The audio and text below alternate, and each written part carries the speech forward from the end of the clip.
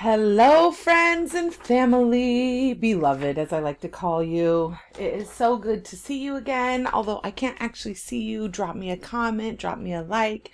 I'll come stalk your socials and drop you a comment in return. But I wanted to talk this week to follow up on what I spoke last week with you about, which was your imperfections make you perfect, right? And then I shared with you my two deepest, darkest secrets. And I understand that at this point, people might be asking, well, wait a second, how do those two, how do my imperfections make me perfect? And what good does it do for me to know what all my weaknesses and imperfections really are, especially based on the video I shared just earlier this week about knowing your strengths.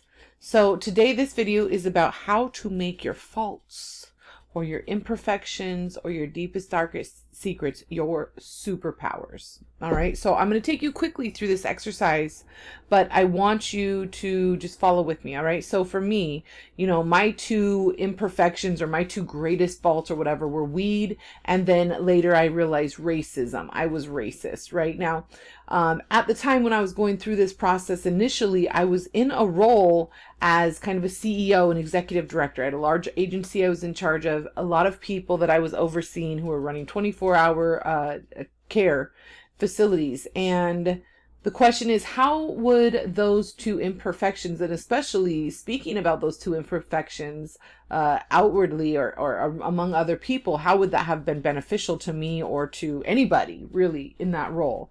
And the question is very valid, right? Because what do you think would have happened if as CEO I would have come out and said, hey, everybody, I'm pro cannabis and, I love cannabis so much and I use it every day and we should all use it. And I'm a big health advocate, a health equity advocate for cannabis access and research, etc.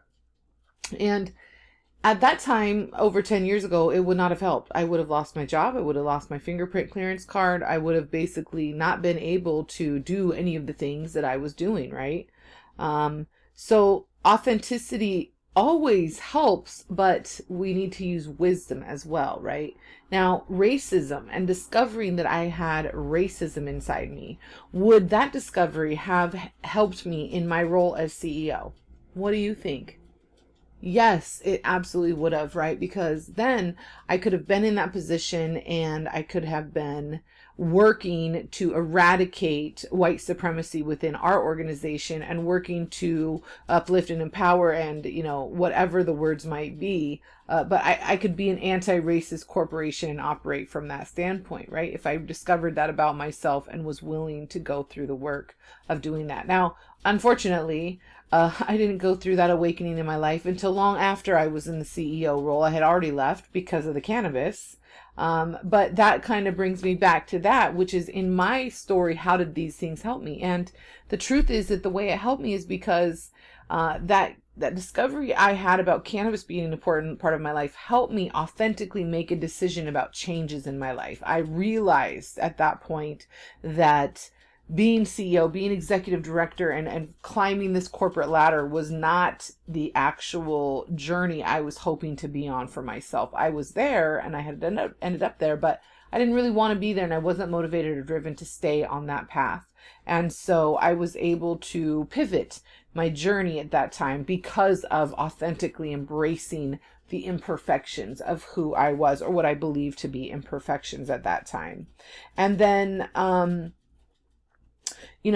as I was authentically able to embrace those things, I'm also able to, I was really able to evaluate, like, what did I want, right? Like, okay, this is what I don't want, but what do I want? And I was able to start thinking about very actively and intentionally what I wanted to create, and not only what I wanted to create, but also what I wanted to contribute to the community around me, right? And so I was able to utilize that imperfection to help navigate my journey to where I am right now today. And right now today, if I wasn't open about my cannabis use, it would be difficult for me because a lot of the individuals I work with, both in my business consulting and in coaching that I do for business owners and in coaching that I do just for professionals, they also use cannabis, and it's important to them to be able to share that openly with the professionals they work with, because there's so many people out there that would just simply dismiss them or just simply assume that they do not have the wisdom or mental faculty to do the extraordinary things we do, simply because of the stigmas associated with that, right? So it's important now that the people I work with know this about me, because we can work together in that authenticity, and we can go, create the new world together.